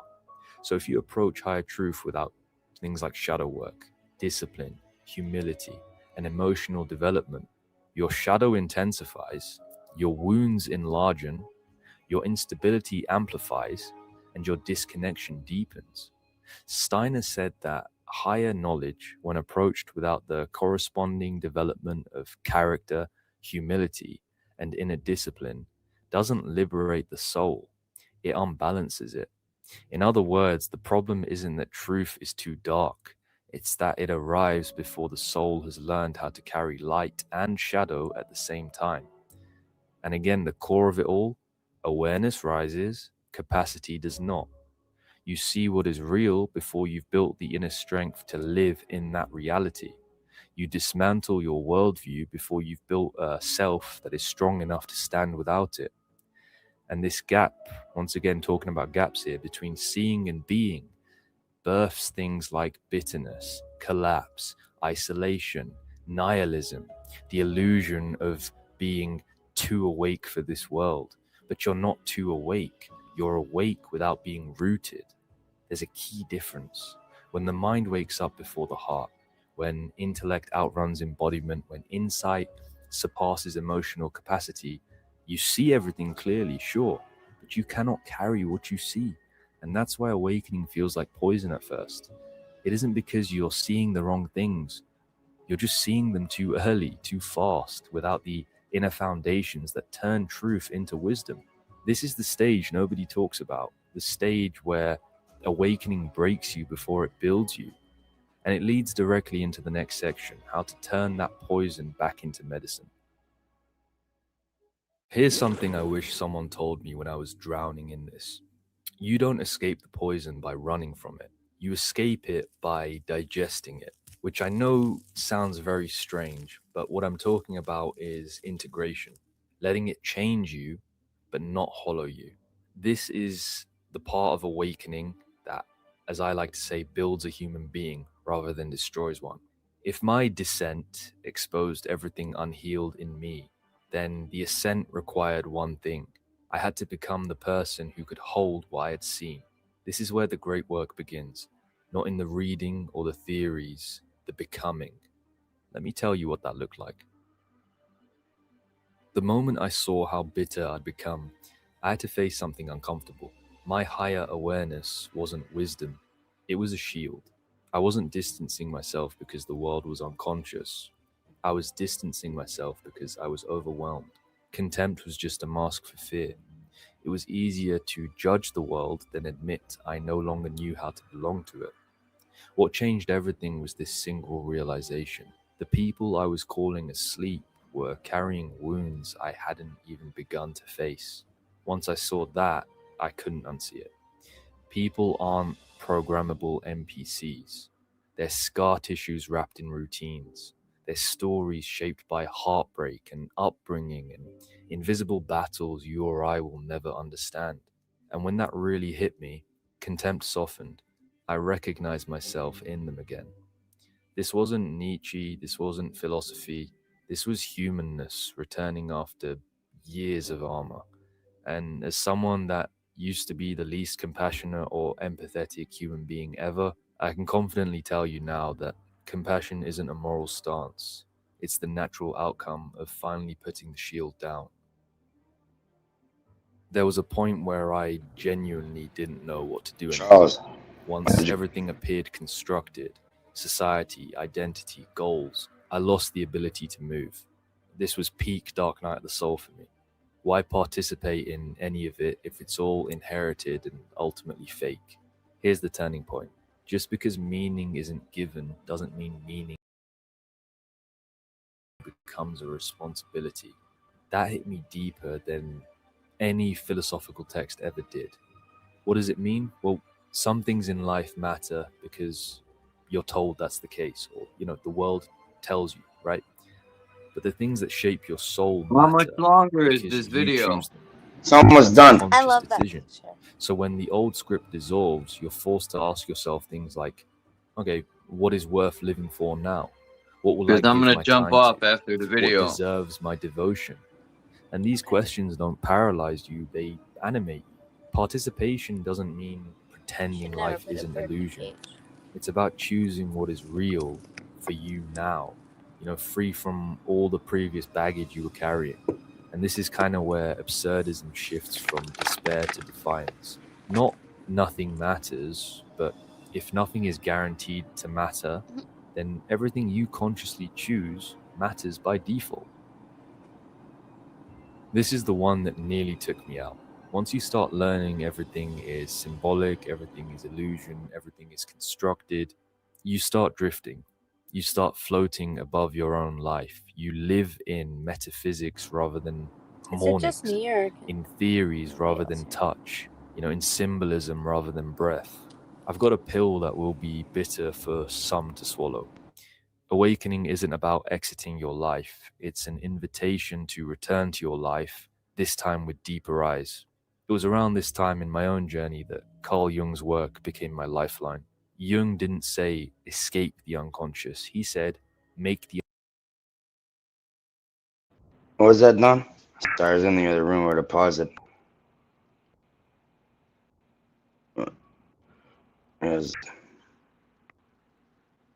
Damn, what unconscious happened? Conscious. Oh. I paused it because I think Don said, is it I'm just wondering, me? Or is like, I can't hear nothing. You can't hear it?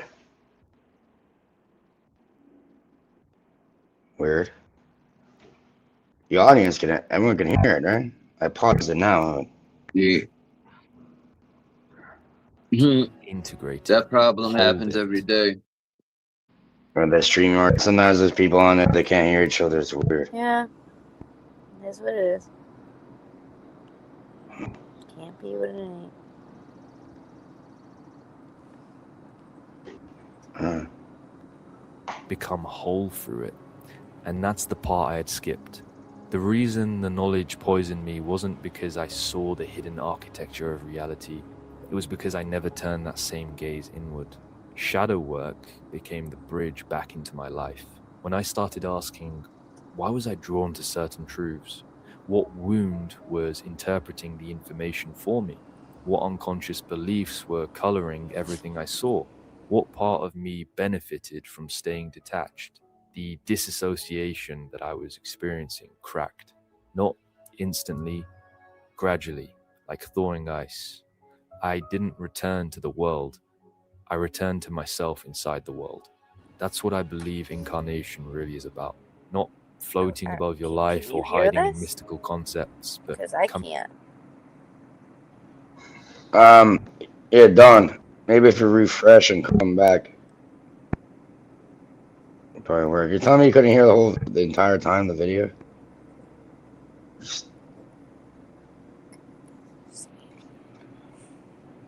I don't even know if she can hear me.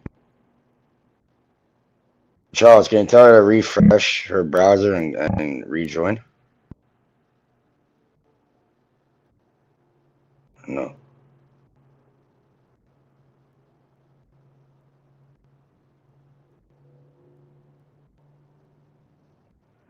Type in the private chat.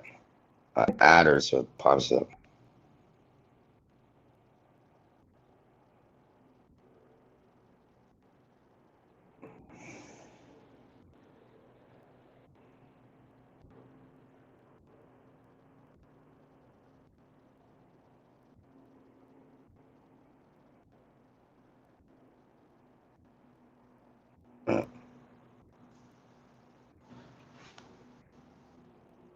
Ground control to anybody.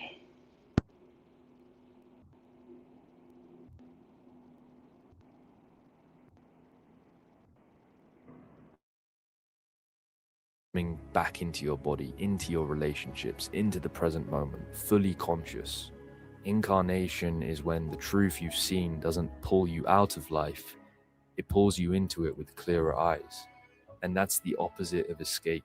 It's the choice to stand here again, grounded, aware, and engaged, instead of disappearing into the safety of detachment.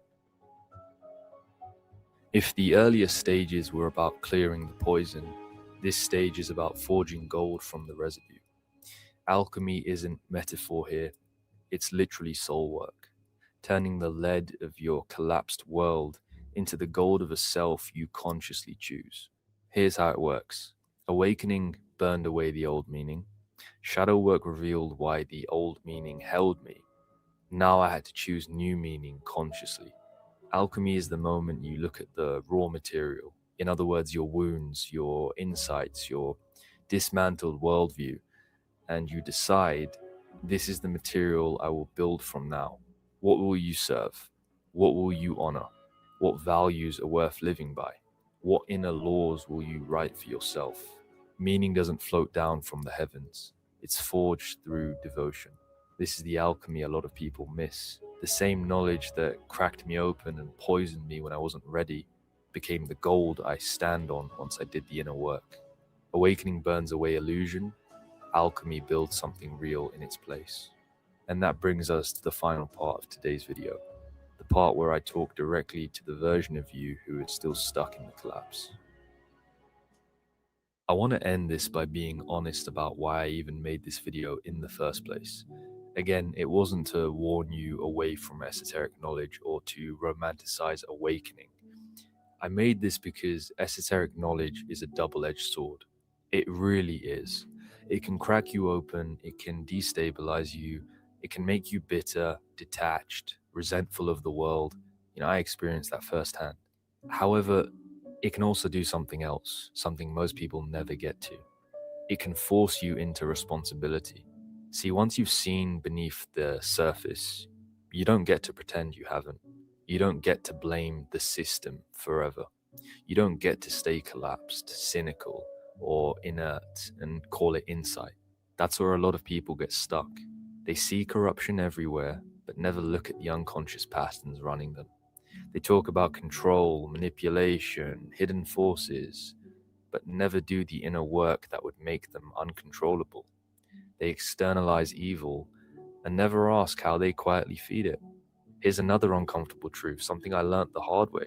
A system can only exist if people feed it. It's always a two-way relationship.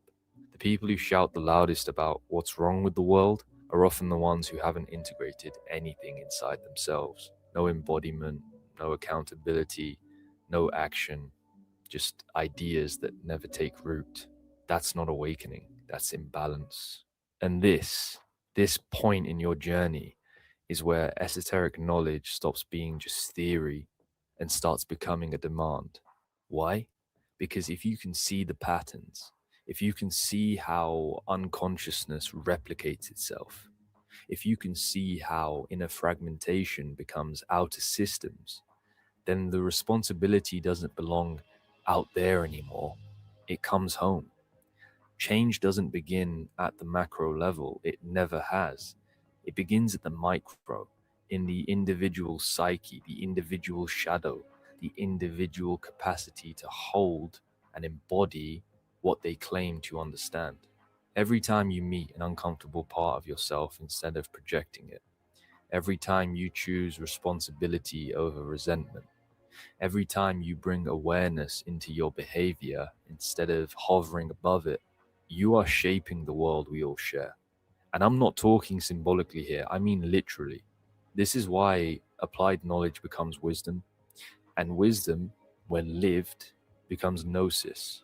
Unapplied knowledge stays abstract, it destabilizes, it poisons. Embodied knowledge grounds you, it humbles you, it makes you capable of holding complexity without hatred. That's the difference. So if this video resonated, if you recognize yourself in it, I'm not asking you to wake anyone up. I'm not asking you to fight the world. I'm not asking you to escape it. I'm asking you to do the harder thing, to bring what you've seen into your life, into your relationships, into your choices, into your behavior, into your shadow. The world doesn't need more people who can see through the illusion. It needs people who can see clearly and remain human. That's how the poison becomes medicine. That's how knowledge sets you free. And that's where the work actually begins.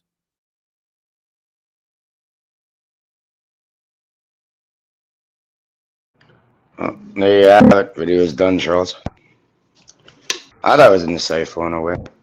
And it left on a good note. I'm gonna call it good. Constructive? No. You there, bud?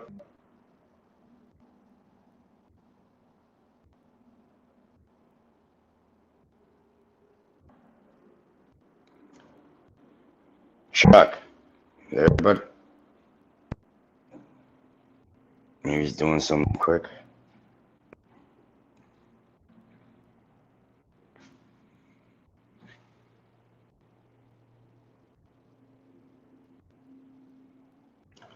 Mr. Charles, you there, buddy?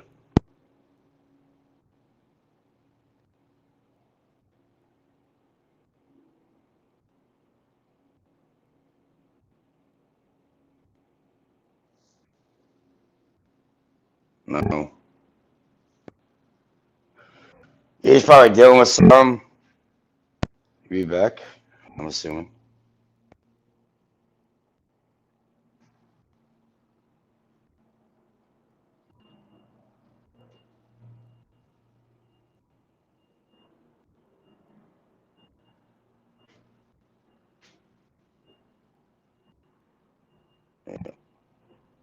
Well, the chat, what are your thoughts on that entire thing there? I know some people probably couldn't hear it, whatever. I don't know what the fuck is going on with this type of shit, but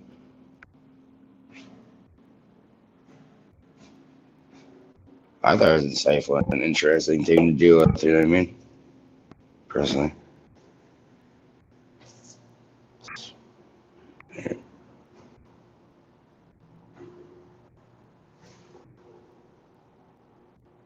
Mr. Superside Winder. Video Charles finger red number 1 emoji, whatever.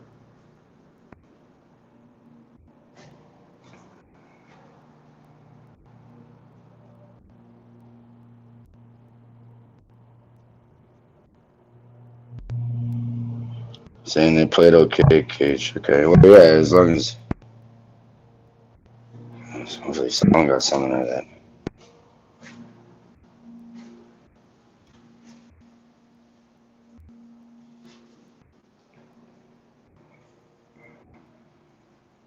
Charles, you there, bud?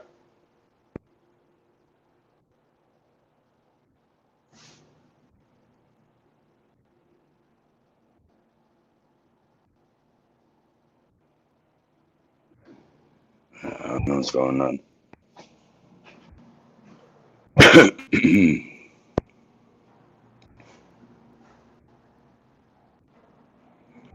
Ground control to Major Charles. Chuck, come on now. Where you at?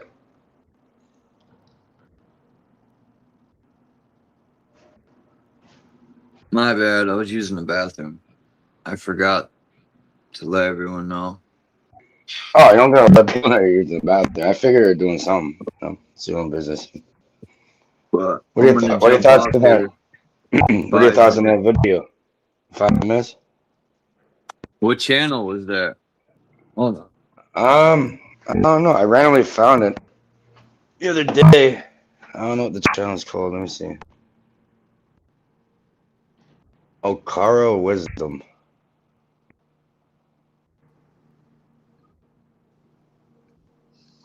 Okara Wisdom.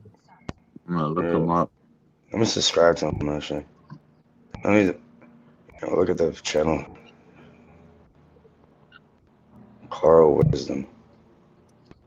Okara Wisdom. OCCARO Wisdom. I don't know. Yeah, I don't know.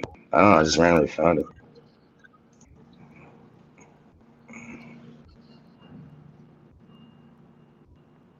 I haven't even looked into his other stuff yet. Let's see what they got.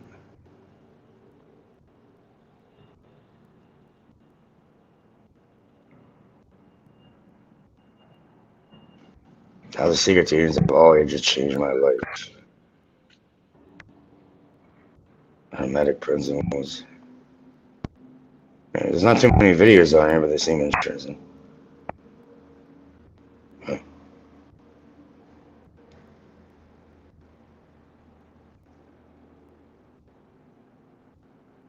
I guess that the one we play is the most popular video. I guess that's why it popped up.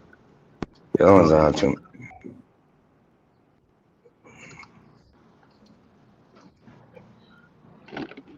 You got anyone in the backstage or no? I am. Welcome back, Don. Hi. Sorry, I keep popping in and out. My phone sucks. Nah.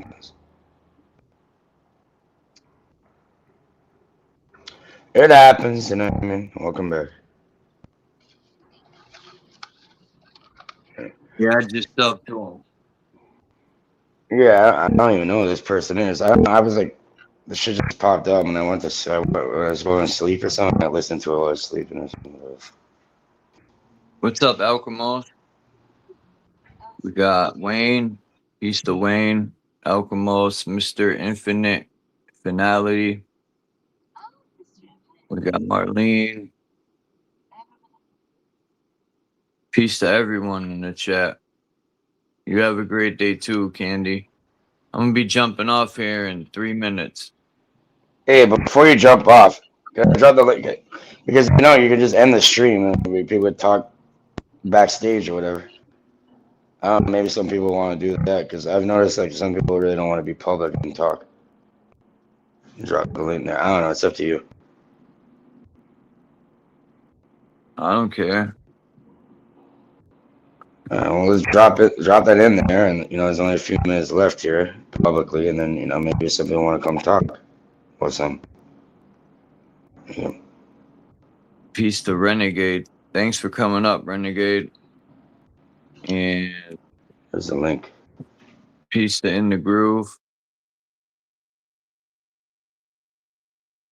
Man, I didn't know In the Groove was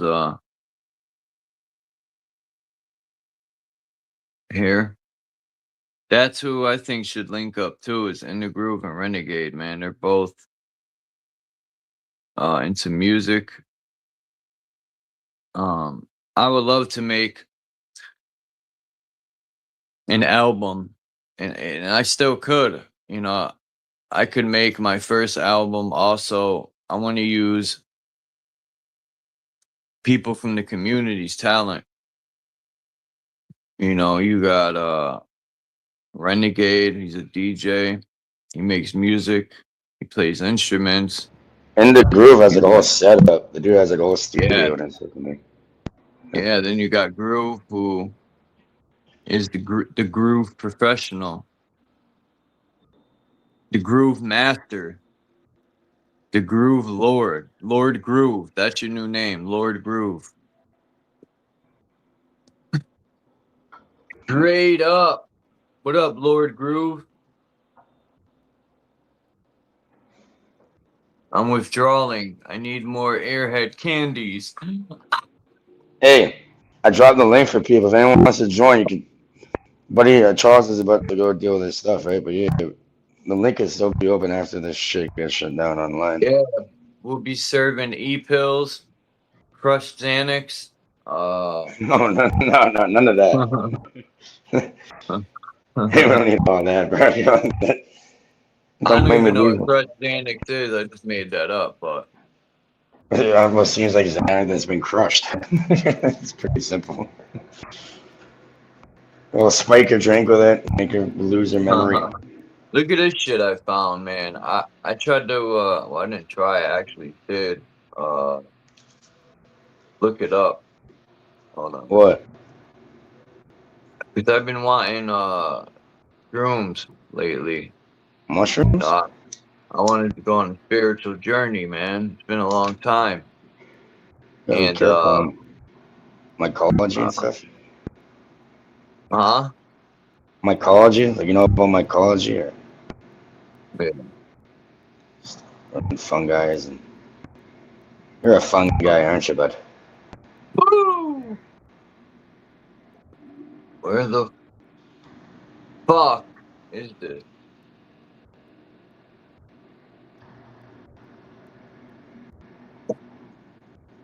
Hey, Renegade, when I already fucking dropped your channel link in there and I subscribed to you, bud.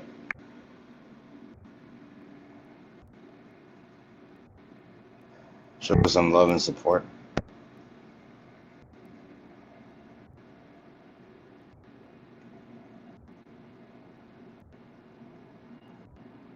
What are you looking for? Who? You, what are you looking for? Yeah. Nothing really. I haven't done mushrooms for a long time. I've grown them before. It's legal. It's weird. Our laws are so fucking weird here. Like you're illegally allowed to grow them, but you're not allowed to dry them. Apparently, as soon as you dry them, it becomes illegal. You can grow them for yourself.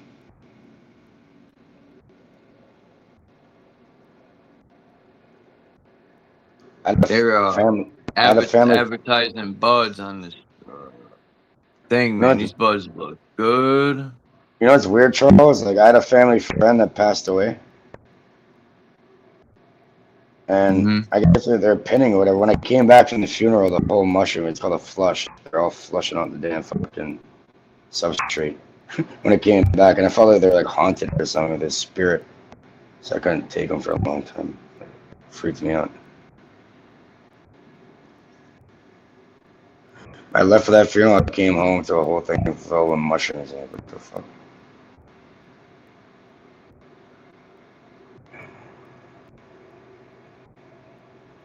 Weird. I used to go into the forest and I go there alone and just make a fire, and maybe with a good friend. Just make a fire. You know, watch the sunset go down, the sunrise come. You know, a new day. Fuck, I felt like I was reborn. We're just sitting there observing the nature in that.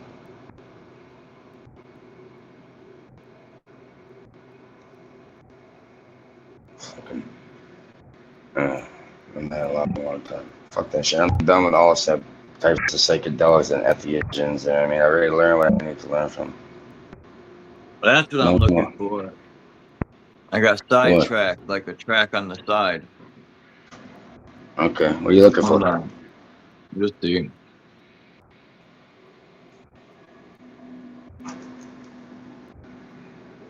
I'm looking for my cousin, Bitty Bitty Binger. I don't This know is what I about was that. looking for.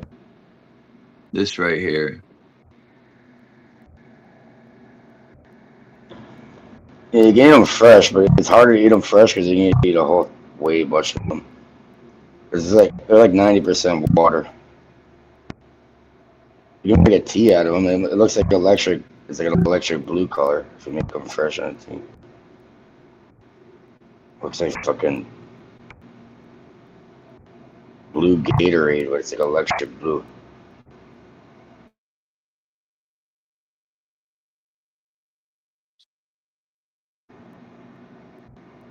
I usually just make like a coffee out of them. This right here. Coffee. Pineapple punch, 8,000 milligrams per pack.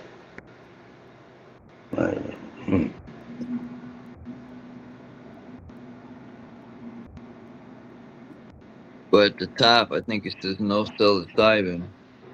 So what the fuck's the point? You know, there's no hemp or psilocybin. It's probably like a research chemical. It's fake. It's not real mushrooms. Psilocybin and psilocin. I'm pretty sure the main thing is psilocin, and then it oxidizes into psilocybin or something. That's why the brew is kind of blue. Touch them.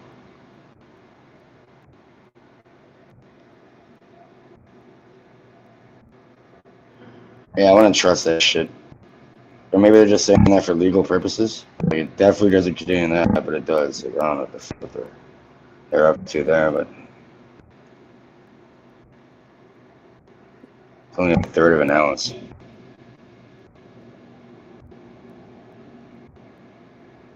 Whatever the package was. I don't know, man. I don't know what the fuck they're. Fucking Cali people. Cali tabs.